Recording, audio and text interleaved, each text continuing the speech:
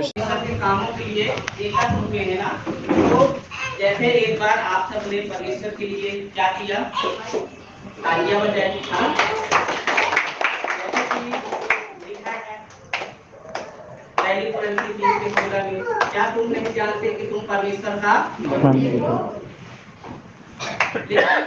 मंदिर की पूजा कब होती है? मंदिर की पूजा करता है आदमी मूर्त की, मूर्त की ना। तो सचमुच जैसे आज हमारे महान अगुए हैं, तो वो भी क्या आज उनमें क्या बैठी है? मूर्त। अब आज क्या हो रहा है? उनका सम्मान। क्या हो रहा है? सम्मान, है ना। तो एक बार उनके लिए भी जो आज वो भी क्या है, इस सम्मान के हकदार हैं, क्योंकि आज वो दिन रात क्या करते हैं, हम सबके लिए जागते रहते हैं, है ना। कहाँ जागते रहते हैं? आत्मा में। कहाँ जागते रहते हैं? आत्मा में। जैसे भजन में पढ़ते हो ना, आत्मा में नहीं हाथ तो परमात्मा मिल, है ना। सचमुच परमेश्वर पिता जी का धन्यवाद, क्योंकि मैं भी आप सबकी तरह दुख और क्लेश में था, और परमेश्वर पिता ने मुझ पर भी क्या कर दी? कृपा कर दी।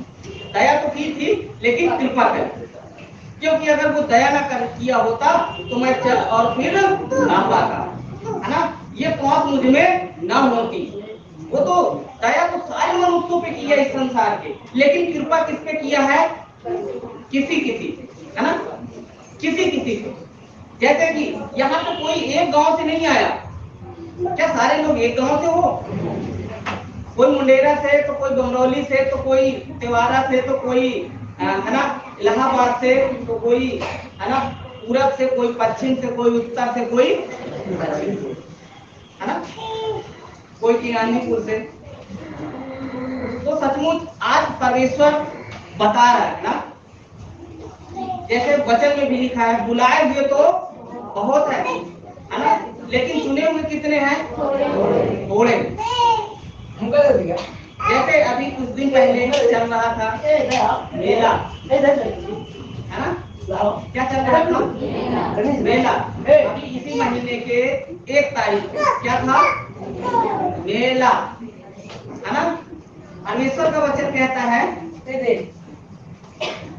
कि चौड़ा है वह फाटक, वह फाटक चौड़ा है वह फाटक जो विनाश की ओर, और सकेता है वह फाटक जो जीवन को पहुंचाता है। तो आज हमें यहाँ देखने को मिलता है कि सचमुच अमुकान नीति गलियारा कितना चौड़ा है ना, बहुत चौड़ा है ना। इसमें कैसे लोग आए हैं?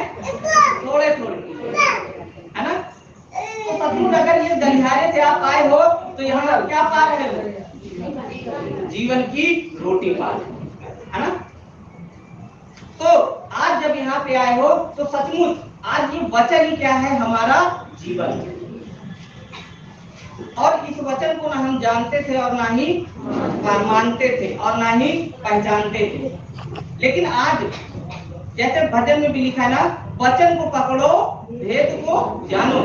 आज सचमुच अगर किसी के मुंह से अशब्द निकला तो तुरंत समझ जाते हो यार साइड वाले की ओर से है, और नहीं पकड़ पाओ, अगर वो झूठ बोल रहा है तो तुम होगा चाटो। जैसे कि सर जी के द्वारा मिला, मेरी सी चाल चलो, है ना। किसकी चाल चलो? अभी राजू भैया ने बताया, आप सबको समझाया, मैं भी सीखा, है ना। कौन सीखा? मैं भी सीखा। जैसे हमारा प्रभु यीशु मसीह चलता था, क्या वह किसी को गाली देता था? गाली के बदले क्या वो किसी को मारता था? अगर उससे कोई पत्थर मारा तो वो भी पत्थर मारता था, फिर सह लेता था, है ना। अगर कोई तुम्हारे एक गाल पे मारे तो क्या कर दो? दूसरा गाल भी। लेकिन यह काम नहीं होता, है ना। यही चीज को हमको क्या करना है? कंट्रोल करना है। और जो इसको कंट्रोल कर लेगा, है ना, वह क्या हो जाएगा, स्ट्रॉन्ग हो जाएगा। जिसमें सहने की शक्ति ज्यादा होगी, जिसमें सहने की शक्ति ज्यादा होगी, वही स्ट्रॉन्ग बनता है। जैसे कि लोहा, उसको काटते रहो काटते रहो काटते रहो, तब जाके कहीं कटता है ना, तुरंत नहीं कटता ना, या तो बहुत प्रेशर देने पे कटता है। अभी सरिया लेने जाओ तो वहां पे कैसे काटता है, ऐसे लग रहा है कट गया, उसको पूरी ताकत लगानी पड़ती है तब वो सरिया कटती है, जैसे जल्दी से कटती नहीं है। उसी तरह आज हमें भी बनना पड़ेगा। क्या होना पड़ेगा, बनना पड़ेगा, क्योंकि लोहे को कौन काट सकता है, लोहा। अशुद्ध आत्मा को कौन काट सकता है, हाँ, आत्मा ही काट सकती है, लेकिन पवित्र आत्मा, है ना, काट सकती है आत्मा ही, लेकिन पवित्र आत्मा। अशुद्ध आत्मा को जैसे लोहे को लोहा काटता है, वैसे आत्मा को भी आत्मा ही काटती है, यानी अशुद्ध आत्मा को पवित्र आत्मा ही काटते, मतलब निकाल सकती है ना। जैसे कि परमेश्वर का धन्यवाद, हमारे यहाँ भी 15 पीढ़ी की अशुद्ध आत्माएं थी। कितने पीढ़ी की, 15 पीढ़ी की अशुद्ध आत्माएं थी, लेकिन सचमुच से आया परमेश्वर उन्हें बहुत आशीष दे। और धन्यवाद तो ऐसे राजेश भैया का, जो उनके द्वारा अंगीकार हुए, परमेश्वर उन्हें बहुत आशीष दे। और इस मार्ग से वो भटक गए हैं, परमेश्वर उन्हें, मैं तो देख रहा हूँ बहुत तेज तेज चल रहे हैं यीशु मसीह के नाम से। सचमुच परमेश्वर हर एक बात को बताता है, चेतावनी देता है, दिखाता है, लेकिन हमें क्या करना पड़ेगा, उसको देख के समझना पड़ेगा। और जब तक हम समझ नहीं प्राप्त करेंगे, तब तक हम परमेश्वर के राज में चल नहीं सकते। और समझ किसकी है, परमेश्वर की। बुद्धि किसकी है, परमेश्वर की है। मनुष्य और सुन के क्या किया, विश्वास किया, और उस समाचार को सुना जो ऐसे राकेश सर जी के द्वारा मुझे मिला, जो उसमें लिखा है रोमियो 10:9 में, कि यदि तू, किससे कह रहा है, तू सबसे नहीं, एक से कह रहा है, एक से, जो सुन रहा है और अपने मन में बैठा रहा है। यदि तू तू तू तू, है ना, अपने मुंह से अंगीकार करे, किससे, अपने मुंह से। अगर मेरी पत्नी विश्वास करेगी, अंगीकार करेगी अपने मुंह से, तो कौन उद्धार पाएगा, नहीं पाएगी, मैं नहीं पाऊंगा। तो मुझे भी अच्छा होने के लिए, क्या उद्धार पाने के लिए क्या करना पड़ेगा, हाँ, मेरे विश्वास से ये धर्मी ठहरेगी और इसके विश्वास से मैं धर्मी ठहरूंगा। विश्वास से अगर ये जा रही है, मैं नहीं जा रहा हूं, तो धर्मी ठहरूंगा, लेकिन शायद स्वर्ग के राज में प्रवेश करने नहीं पाऊंगा। अगर दोनों चल रहे हैं तो दोनों स्वर्ग के राज में प्रवेश करने पाएंगे। यदि तू अपने मुंह से यीशु को, किसको, यीशु को प्रभु जानकर, अब यहाँ पे भी लोग भटका देते, क्या कर देते हैं, भटका देते हैं। यीशु क्या है, ईसाई है, क्या है, लेकिन आज आपके पास एक ऐसी बात बताने जा रहा हूं जो मुझे भी मिली है, मेरे परमेश्वर ने मुझे दिया है। यीशु क्या था, ईसाई था, मनुष्य था, हमारी और आपकी तरह एक मनुष्य था। वो मर गया, क्या हो गया, लोगों ने मारा और मर गया। और जब मर गया, जैसे हमारे और आपके बीच में लोग मर जाते हैं, है ना, वैसे वो भी मर गया, लेकिन वो मरा क्यों मरा? अभी सबके मुख से सुना। हमारे पापों के ही कारण वो क्या हो गया? मर गया। और उसे जिलाया किसने? और जब जिलाया तो वह किसका हो गया? परमेश्वर का हो गया, है ना। तब यहाँ पे वचन कहता है, यदि तू अपने मुंह से यीशु को प्रभु जानकर, प्रभु मीन्स परमेश्वर को जानकर, है ना, किसको जानकर? परमेश्वर को जानकर अंगीकार करे। क्या करे? अंगीकार का मतलब क्या होता है? अंगीकार का मतलब होता है कि उस चीज को अपने अंदर करके अंगीकार, है ना, यानी उस चीज को धारण करना। अंगीकार का मतलब ये होता है। लोग कहते हैं ना, अंगीकार करा दो, अंगीकार करा दो, अंगीकार करा दो, है ना। आप उस बात को सुन लो और सुन के उस पर चलना स्टार्ट कर दो, वो आपके जीवन में प्रकट हो जाएगा, निश्चय हो जाएगा, उसमें कोई दो राय नहीं है। जब उस दिन मैंने इस बात को जाना और क्या किया? अंगीकार किया, है ना। और जैसे ही धारण किया और एक बात का विश्वास किया कि परमेश्वर ने उसे मरे हुए मुर्दों में से जिलाया, इतनी बात का विश्वास किया।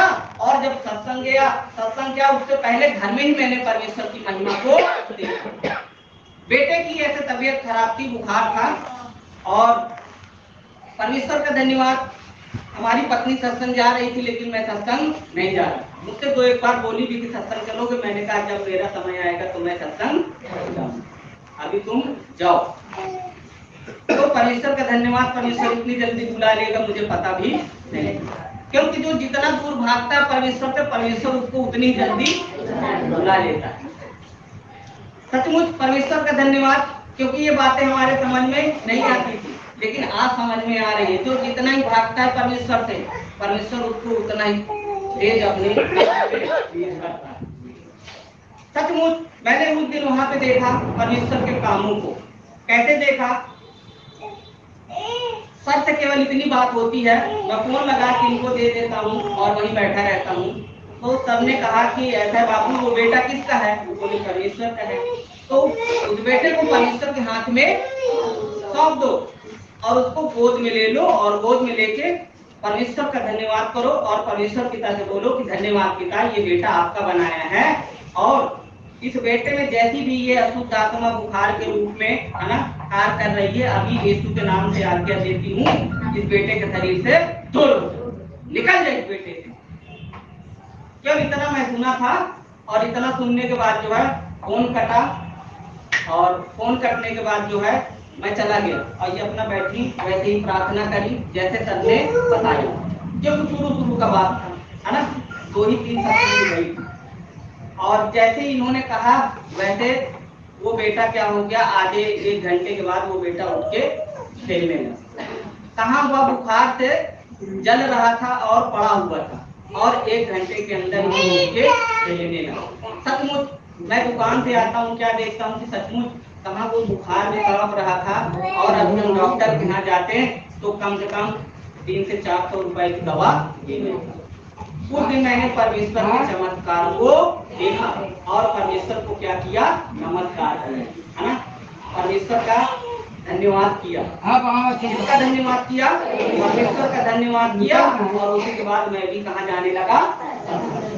केवल एक चिन्ह को देखा था उस दिन, और उसी चिन्ह के पीछे आज तक भागते चला जा रहा हूं, और आगे भी चाहत है मेरी कि मैं सदा परमेश्वर के उसी चिन्ह के पीछे भागता चला जाऊं। अभी ऐसे परमेश्वर का धन्यवाद, जिस दिन अंगीकार किया उसी दिन से सचमुच हमारा पूरा परिवार क्या हो गया? एक साथ अंगीकार हो गया।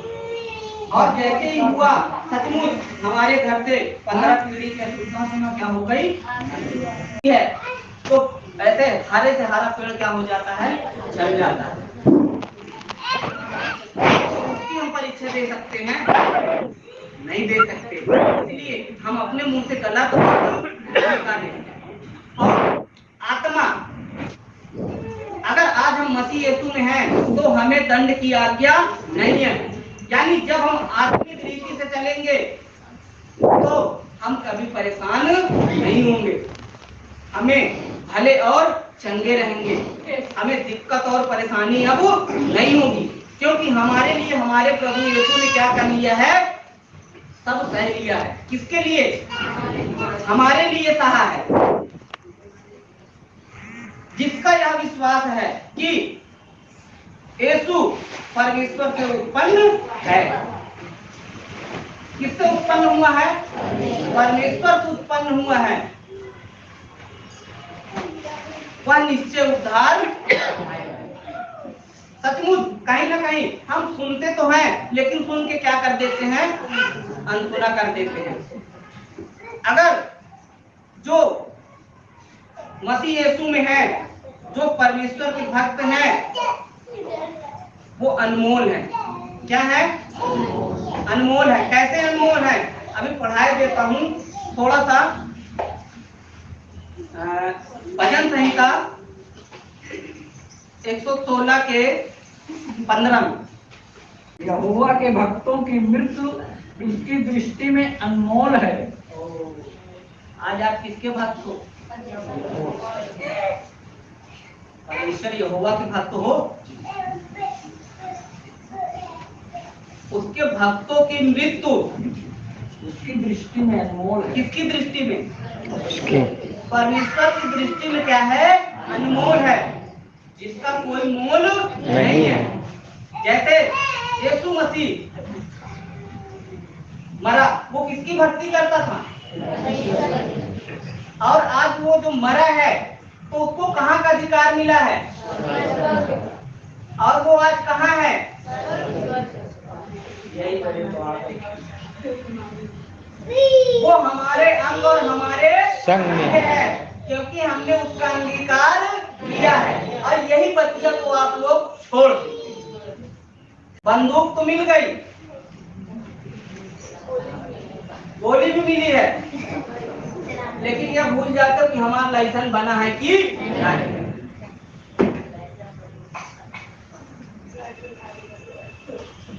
लाइसेंस आप सबका क्या हो जाता है? हेरा जाता है। और जिस समय लाइसेंस याद आ जाता है, अरे यार मेरे पास तो लाइसेंस है।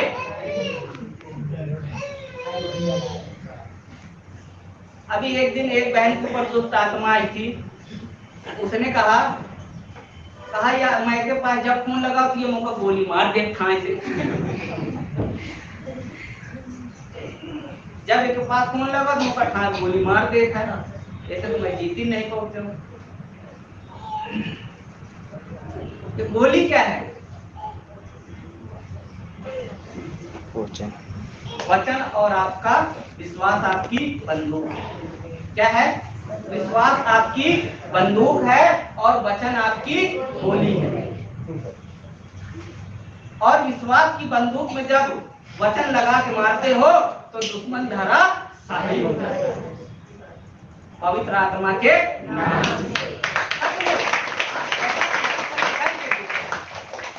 जिस समय आप विश्वास की बंदूक में वचन की गोली लगा के मार दोगे, उसका बचना असंभव है। निश्चय है कि वो धराशाही हो जाएगा और हम इस काम को कर नहीं पाते। जिस समय आप इस काम को करने लगोगे, जैसे आज दीदी है ना, क्या रहती हैं? आनंदित रहती है ना। जैसे आज उनका मकान भी बन गया, 1 से 2 हो गया है ना, और 2 से 4 भी हो जाएगा। वैसे आप लोग भी करना चालू कर। क्या करना चालू कर दो? धन्यवाद पिता परमेश्वर, जैसे आपने बेबी दीदी को दिया है ना, उन्हें प्रार्थना विनती करना सिखाया है ना, और जैसे आपने उन्हें अपने विश्वास में बढ़ाया है, वैसे मुझे भी बढ़ाओ यीशु मसीह के नाम। वो किसमें बढ़ी है? विश्वास में बढ़ी है। जैसे यीशु मसीह जी ने कहा ना, जा तेरे विश्वास से तुझे चंगा। तो जैसा हमारा विश्वास होगा वैसे हमारे लिए हो जाएगा, है ना। तो सचमुच हमें हमारा विश्वास कैसा है हमें उस पर डिपेंड है ना, क्योंकि सारा कुछ यहाँ किस पे है, विश्वास। जितना तगड़ा स्ट्रॉन्ग आपका विश्वास होगा उतने हट्टे और कट्टे हो जाओगे। जैसे आज हमारे अगुए हैं है ना, आज वो कैसे स्ट्रॉन्ग है, विश्वास के कारण।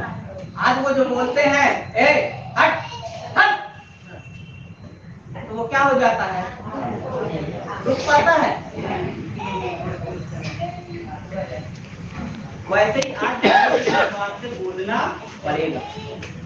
और सचमुच जब आप बोल देते हो तो वो क्या हो जाता है, लेकिन पता है जब आपका विश्वास नहीं होता है तो आपको पलट के,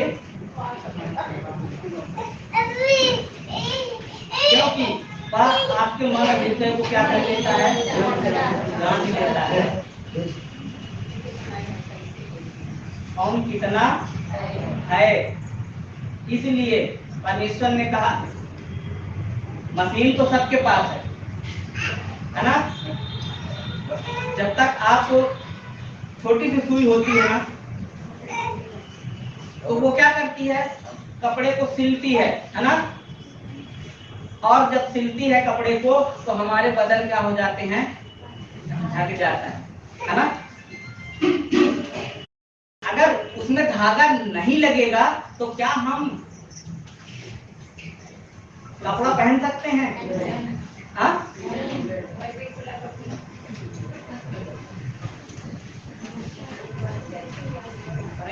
पिता का धन्यवाद है।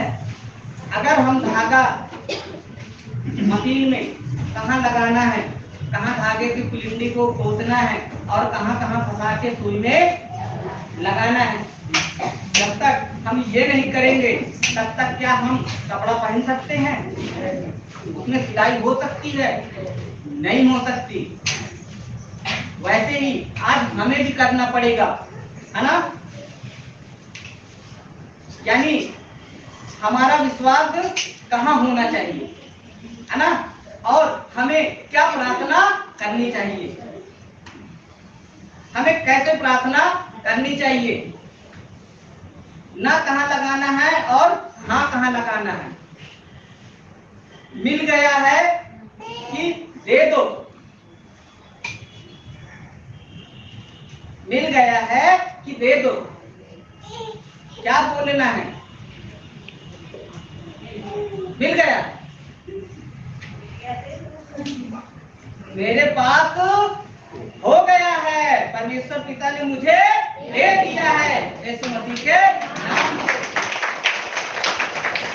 इस चीज को बोलो और विश्वास करो। जैसे इब्राहिम मानो ऐसा बोलता था है ना, जिसकी बात अभी चर्चा में हुई। जैसे वो लाजर लड़ा तो कहाँ गया, अब्राहम पिता की गोद में, क्योंकि परमेश्वर ने उससे क्या किया था, वादा किया। वो मानो परमेश्वर को ऐसी बातें बताता था लोगों को कि मानो कि परमेश्वर उसके सम्मुख है। आज अब भी ऐसे करना स्टार्ट कर दो, मेरा परमेश्वर तो मेरे साथ है, अब मुझे डरने की जरूरत नहीं है, अब मेरा कोई अशुद्ध आत्मा कुछ कर सकती नहीं है, नहीं है तो नहीं है। जब वो ऐसे ऐसे बोल के कर सकता है विश्वास से, तो क्या आप नहीं कर सकते हो? इब्राहिम क्या था, वो भी तो हमारी और आपकी तरह एक क्या था, मनुष्य था है ना। आज हमें भी करने की जरूरत है, जैसे एलीसा है ना, जैसे अभी पढ़ाया गया है ना कि यहोवा के भक्त की मृत्यु भी उसकी दृष्टि में अनमोल है। कैसे अनमोल है, थोड़ा सा पढ़ देंगे सर जी। दूसरा इतिहास 13 के 20 में।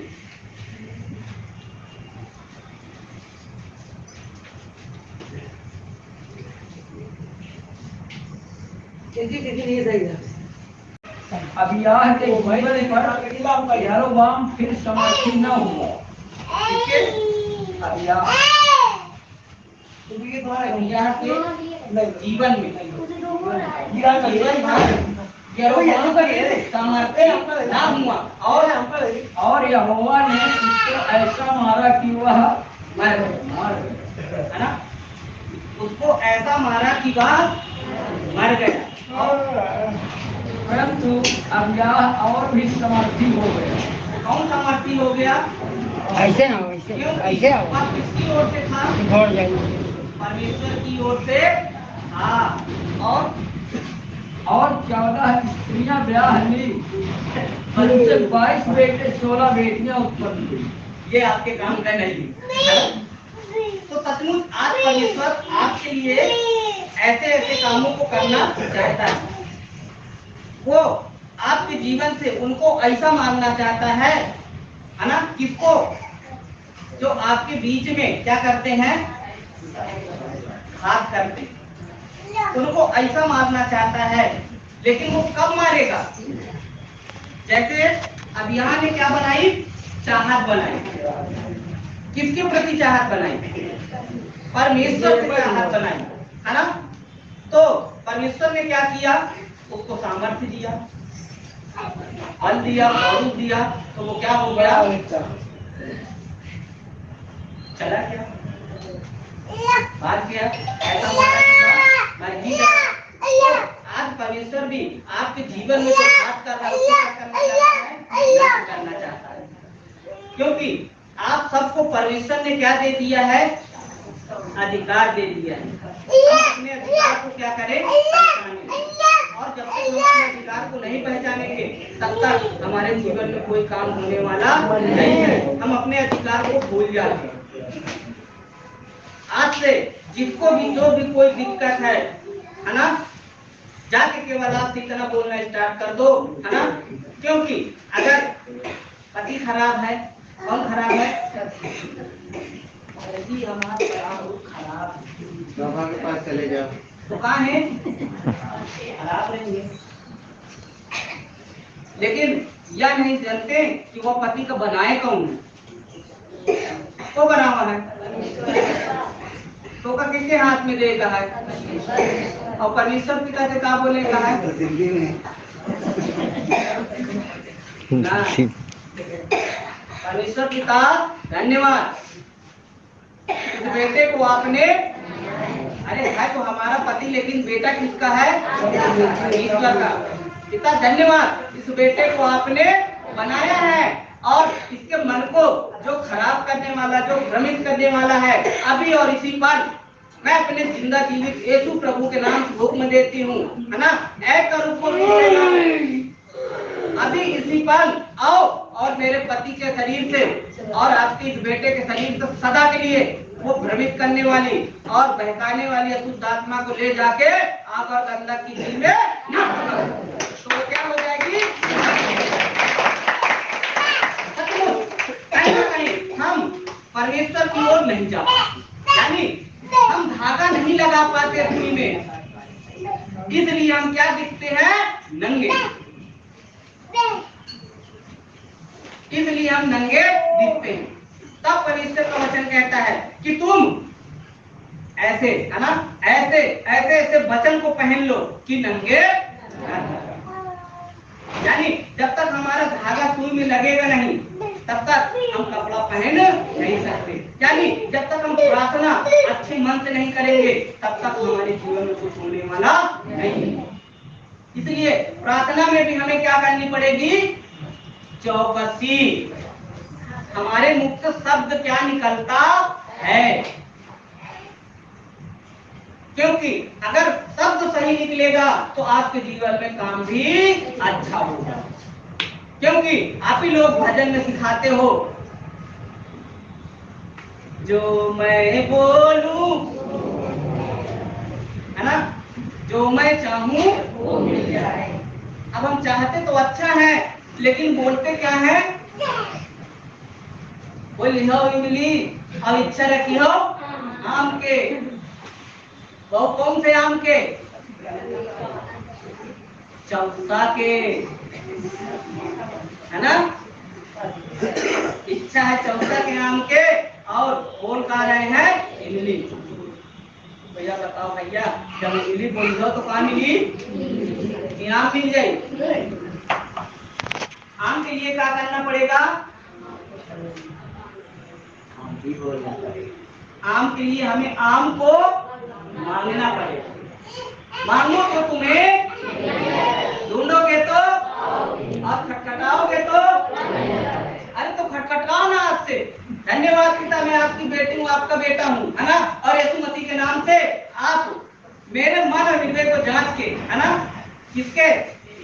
मेरे मन और हृदय को जांच के अपनी इच्छा के अनुसार, किसके? पिता आप अपनी इच्छा के अनुसार मुझे प्रतिफल दे दिया, यीशु मसीह के नाम। आपको जान गई। आप परमेश्वर पिता की इच्छा और जरूरत के अनुसार चलने लगो। मजाल है कि आपका कोई एक टेढ़ा कर दे। आज से जाके अगर आप परमेश्वर की इच्छा के अनुसार चलना स्टार्ट कर दो, सचमुच कह रहा हूँ 5 साल मुझे भी हो गए। कितने? 5 साल। मेरे या पत्नी का या मेरे बच्चों का या मेरे फैमिली में किसी का एक रुमा टेढ़ा करने वाला कोई नहीं है आज से, यीशु मसीह के।